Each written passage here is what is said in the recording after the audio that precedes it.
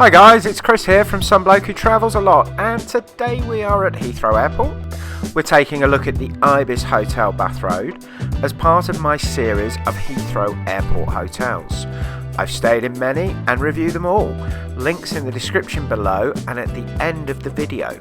From budget here at the Ibis, through Novotel and Renaissance, to the 5-star Sofitel at T5. And if you subscribe to the channel, which is free of course, and ring the bell, YouTube will notify you when I post a new hotel review. Now the video was filmed pre-pandemic. Although I have included my information, parking and menus at the end of the video to give you an idea, do check direct with Ibis for the latest up-to-date information, and of course the link direct to their website is in the description below. So, just a little bit back from the road is the hotel, which is a very pleasant little terrace where I enjoyed a couple of beers in the June sunshine and spotted a few jets overhead. I would say at this point, if you're looking for runway views, this is not the hotel for you. I would recommend the Renaissance, the Thistle Hotel, the Ibis Styles and the Premier Inn T4. Those are the best I've stayed at, so do check them out. On entering the hotel, we're greeted with a large open plan area. Now that includes the lobby and reception, where check-in was both efficient and friendly, and I was soon in possession of my room key. But before I headed up to my hotel room, I had a little look around. Got a pretty cool funky bar. Didn't have a game of pool as I was travelling solo, but I did enjoy a glass or two of wine in the bar, and I must say it's probably the best Ibis bar in all the many Ibis hotels I've stayed in. And although open plan, there are plenty of nooks and alcoves where you can enjoy a bit of privacy and a little bit of peace and quiet. And of course there's that terrace in the summer. As we explore a little further around the lobby, by the elevators are a couple of vending machines for snacks and drinks and those all-important travel necessities that somehow we always forget. There are also guest-use computers to check last-minute flight changes and also to print off boarding passes or other travel documents. Now I'll turn a quick 180, and as we walk back through reception and the bar, this leads us to the restaurant. All open plan, as is the theme of the hotel.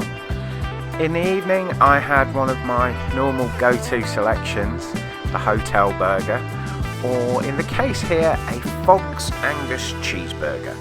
Very good and reasonable at £13.95. I hadn't booked breakfast, but as I had plenty of time for my flight and had been well fed the night before, I decided to opt in. A very good buffet, both hot and cold, and I thoroughly enjoyed my last full English for a while. Now I'm a big fan of Accor Hotels, and I've stayed at many an Ibis hotel when I'm travelling solo and just require a bed for the night.